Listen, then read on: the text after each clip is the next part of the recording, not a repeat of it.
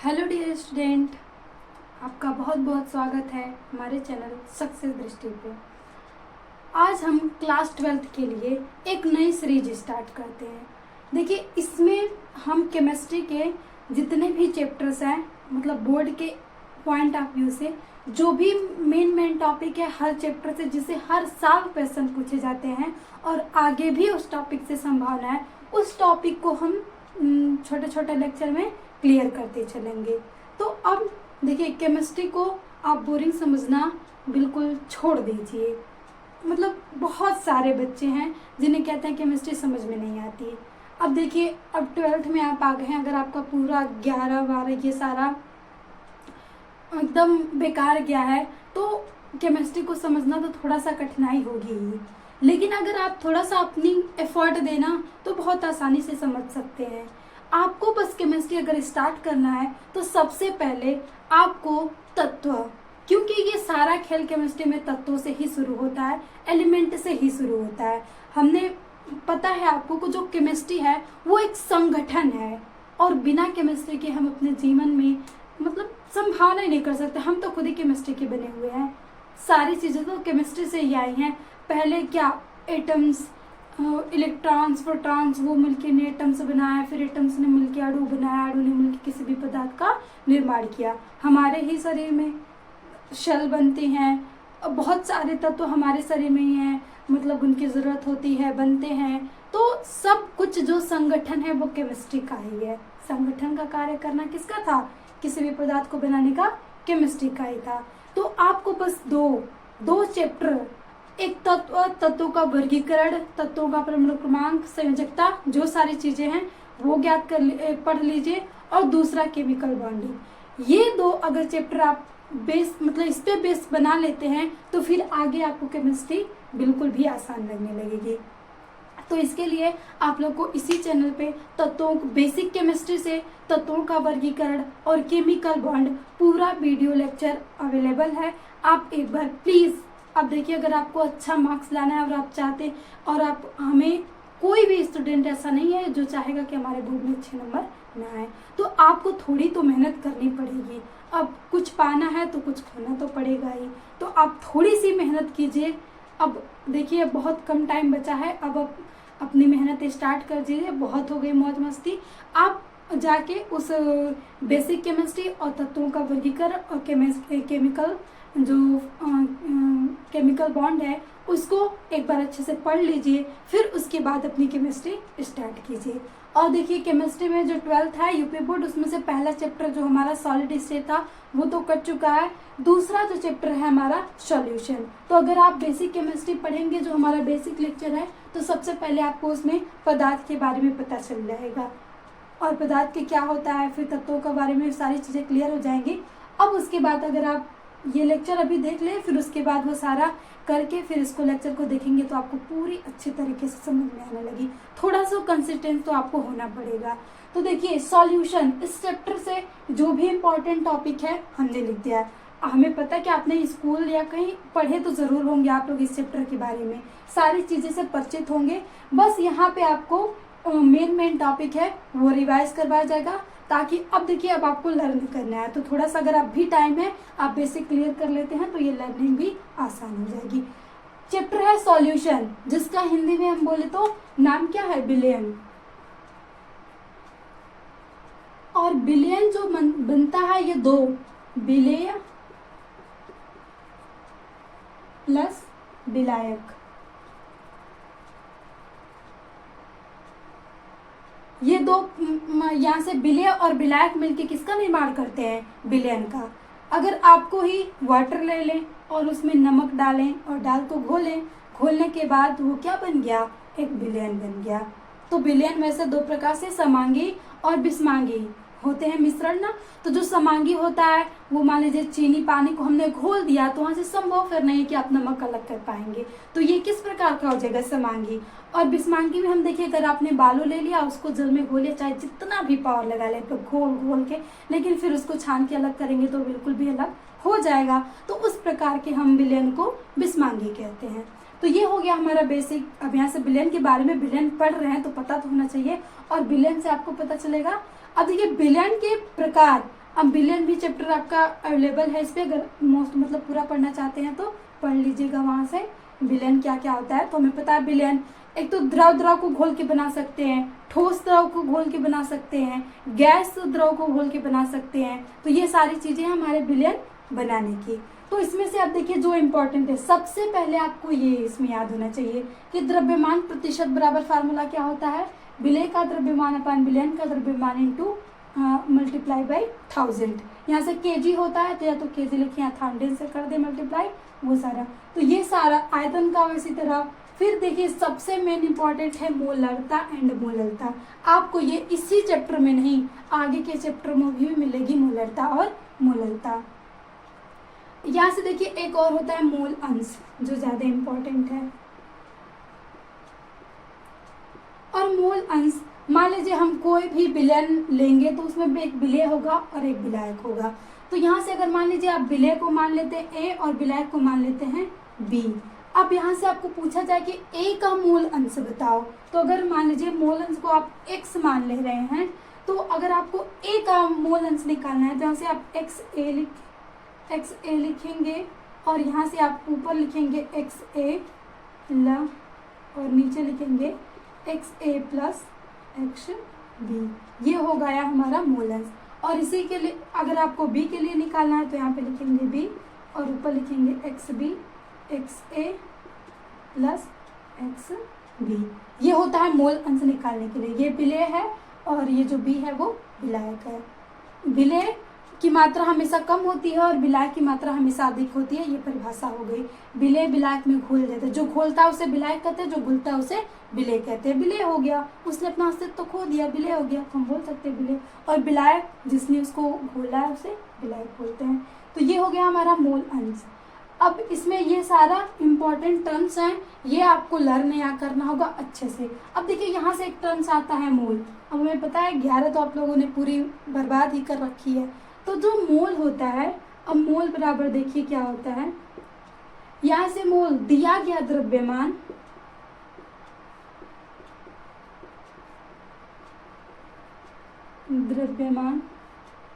अपान परमाणविक द्रव्यमान।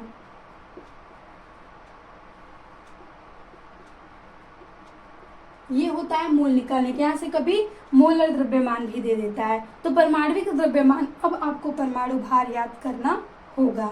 तो सबसे पहले तत्व याद कीजिए और कुछ इंपॉर्टेंट 30 तक भी आप लोग परमाणु भार याद कर सकते हैं ना, तो याद कर लेंगे धीरे धीरे, वो तो याद हो जाएगा।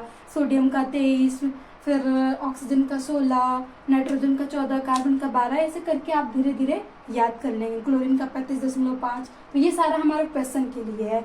ये जो फार्मूला है इस चैप्टर से इतने से क्वेश्चन पूछे जाएंगे।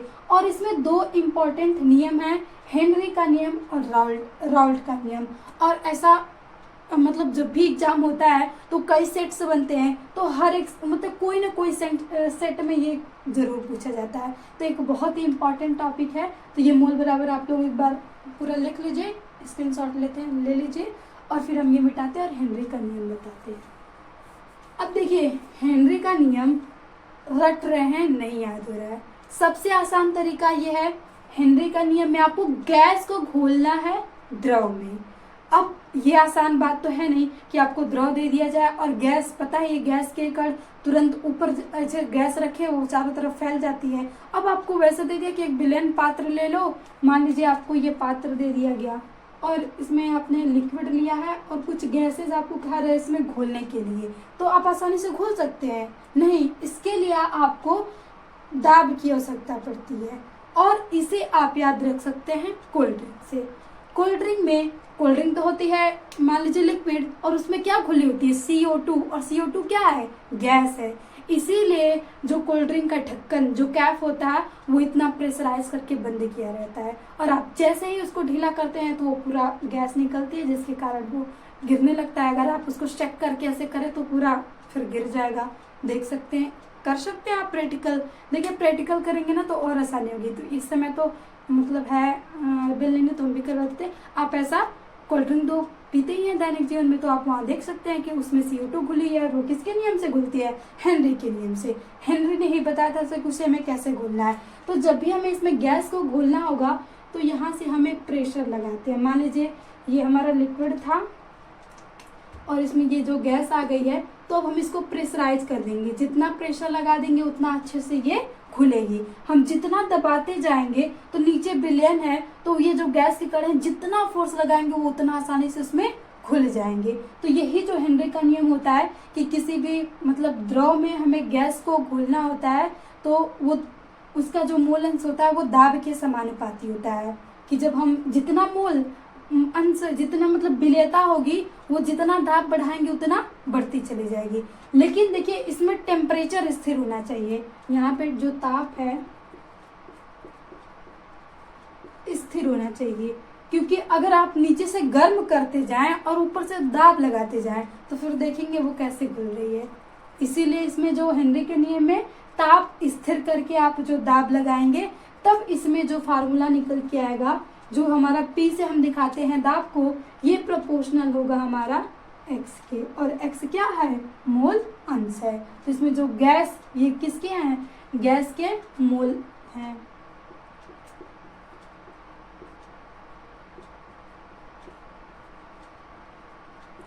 ये होता है हमारा हेनरी का नियम। इसी नियतांक को हम हटाते हैं तो P बराबर KH/x, ये निकल के आ जाता है हमारा फाइनल फार्मूला। और KH का मान आपको बुक में बहुत सारे फार्मूले, बहुत सारे यौगिकों के लिए दिया है, जैसे NaCl ऐसे करके कुछ के लिए, और नहीं तो आपको क्वेश्चन में देगा तो KH का मान देगा जरूर। वहाँ से आपको KH का दे देगा, X का मान देगा तो पूछेगा दाब बताओ कितना दाब लगाना है इसे घोलने के लिए। ये एक हेनरी कांस्टेंट है। तो ये था हमारा हेनरी का नियम। सबसे आसान तरीका यही से आप बता सकते हैं कि स्थिर ताप पर मोल अंश किसके समानुपाती होता है, दाब के। यहाँ से जो मोल अंश होता है वो हमेशा दाब के समानुपाती होता है, और मोल अंश किसका लिया गया है, गैस का। तो ये हमारा हेनरी का नियम। बस एक कोल्ड ड्रिंक वाला अगर एग्जाम्पल आप याद रख सकते हैं तो आसानी से हेनरी का नियम लिख सकते हैं कि जितना मतलब उसमें दाब लगाया गया रहता है द्रव में गैस को खोलने के लिए। और यहाँ से एक फार्मूला आ सकते हैं, P समानुपाती होता है x के, और P बराबर KH/x। ये हो गया हमारा हेनरी का नियम। P इसमें क्या है, दाब है। और ये क्रिया हमेशा स्थिर ताप पे होगी, क्योंकि अगर नीचे से आप ताप बढ़ाएंगे तो फिर कण में गति आ जाएगी, फिर वो गैस के कण तो वैसे ही गतिशील होते हैं, उन्हें थोड़ी सी एनर्जी देंगे तो वो प्रेशर अगर नीचे से दबाते जाए तो वो प्रेशर को भी उठाते चले जाएंगे और वो फट भी सकता है।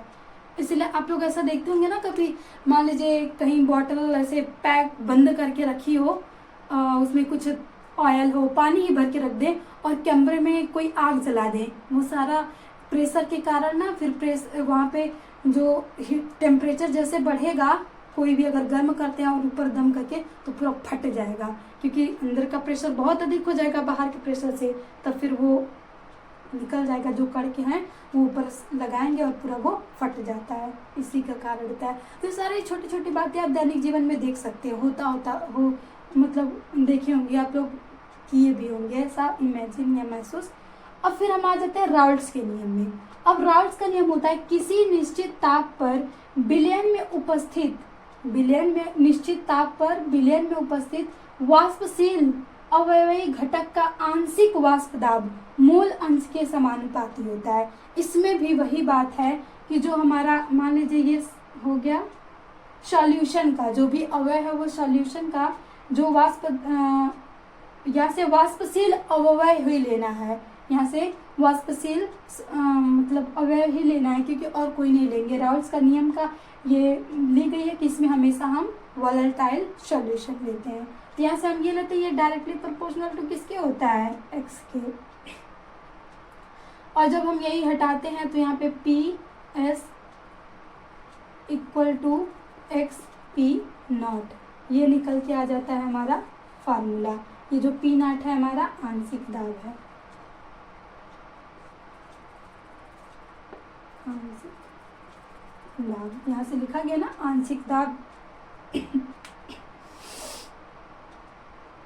यहाँ पे P0 हो गया आंशिक दाब, और ये हमारा हो गया राउल्ट्स का नियम। तो ये था हमारा हेनरी का नियम, ये था हमारा राउल्ट्स का नियम। राउल्ट का नियम हमेशा वाष्पशील विलयन के लिए लागू होता है और ये हमारा गैस को द्रव में घोलने के लिए लागू होता है। और दोनों में समानता है कि दोनों में जो ताप होता है स्थिर होता है, इसमें भी जो ताप होगा वो स्थिर होगा। और ये इसके लिए फार्मूला हो गया, ये इसके लिए फार्मूला हो गया। तो ये था हमारा फर्स्ट चैप्टर का मेन टॉपिक। यहाँ से आप हेनरी नियम याद रख सकते हैं, राउल्ट्स का नियम याद रख सकते हैं। देखिए राउल्ट्स का नियम 2 बिलियन के लिए निकाला जाता है। उसमें मान लीजिए 1 बिलियन के लिए, तो अगर राउल्ट्स का नियम अच्छे से समझना है तो आपको इसी मतलब हमने पूरी विस्तार से पढ़ाया था, तो वहाँ पे आप लेक्चर में जाके अगर सर्च करेंगे राउल्ट्स का नियम इसी चैनल पे तो आपको मिल जाएगा पूरा विस्तार से, तो वहाँ से आप देख लीजिएगा। ये चैप्टर हमने एक बार पढ़ाया था, इसीलिए यहाँ पे हेनरी का नियम भी पढ़ाया है और राउल्ट्स का नियम भी पढ़ाया है। तो एक बार आप उसको देख के क्लियर कर लेंगे तो ये सारा चैप्टर जो हमारा होगा क्लियर हो जाएगा। इसके बाद जो नेक्स्ट चैप्टर है कल जो हम करेंगे उसमें जो भी इम्पोर्टेंट होगा वो हम विस्तार से करेंगे। ये सारा चीज़ें हमने एक बार पढ़ा दी है, बस हमने एक बार आपको रिमेम्बर कराया। अब ये सीरीज आप अगर ज्वाइन कर लेते हैं तो श्योर है आपका 70 में से अगर आप पूरी अच्छे से पढ़ाई कर रहे हैं तो मतलब 70 में से 65 तक तो ला ही सकते हैं अगर अच्छे से पढ़ें तो, और उससे आगे भी कर सकते हैं। तो बस आप ठान लीजिए और इस सीरीज़ के साथ जुड़ जाइए। इस सीरीज़ में हम हमेशा पूरी जो भी टॉपिक इम्पोर्टेंट है उसको क्लियर करते रहेंगे। और यहाँ से जो क्वेश्चंस भी हैं केमिस्ट्री के क्वेश्चन भी आपको यहाँ पे सॉल्व करवाएंगे जो हमेशा क्वेश्चन में आते हैं। देखिए केमिस्ट्री के क्वेश्चन ना बहुत बार रिपीट होते हैं, तो अगर आप लोग बहुत क्वेश्चन प्रैक्टिस कर लेते हैं ना तो ऐसा कि देखा हुआ क्वेश्चन ही आ जाएगा। देखिए केमिस्ट्री के क्वेश्चन से आप भागिए मत, ऐसा डर लगता है कि केमिस्ट्री का क्वेश्चन ही नहीं सॉल्व होगा। बस आपको इसमें ना फार्मूला को रखने आना चाहिए, बस फार्मूला को कैसे एक दूसरे से कनेक्ट करना है। अगर ये आ गया ना तो केमिस्ट्री का सवाल तो बहुत ही ईजी है। इसमें छोटा छोटा से पूछता है, बस मल्टीप्लिकेशन होता है, थोड़ी थोड़ी छोटी चीज़ें आसानी से आप सॉल्व कर लेंगे। उतना बड़ा तो देता नहीं है, बोर्ड में देगा बहुत छोटा सा ही देगा, क्योंकि वहाँ पे पेपर बनाया ही जाता है समय को देख के। तो अब एक ही क्वेश्चन आपको इतना लंबा दे दिया, फिर तो टाइम तो देखनी है ना। तो बस आप डरिए मत कि बोर्ड में क्या होगा, बस अभी वक्त है, आप अभी से अपनी पढ़ाई अच्छे से स्टार्ट कीजिए और केमिस्ट्री में अच्छा नंबर एकदम 70 आउट ऑफ 70 भी आप ला सकते हैं, अभी भी आपके पास टाइम है। तो ये था हमारा हेनरी का नियम, राउल्ट का नियम और ये सारे टर्म्स, ये टर्म्स आपको याद होने चाहिए। आप देखिए यहाँ से लेक्चर कर लें, लेकिन आप खुद से वादा कीजिए कि हम ये सारा याद करके ही रहेंगे, क्योंकि अगर आप एक बार इसे याद कर लेते हैं ना तो ये आगे आता जाएगा आता जाएगा आता जाएगा। तो थैंक यू। अगर आपको क्लास अच्छी लगी हो तो अब इस सीरीज़ में जुड़ जाइए और आप जुड़ के अपनी केमिस्ट्री की जो भी प्रॉब्लम हो हम मिल के सॉल्व करेंगे, ताकि बोर्ड में कोई प्रॉब्लम ना हो और आपको कोई मतलब उतना कोई प्रॉब्लम ना हो। तो मिलते हैं नेक्स्ट सेशन में। Thank you.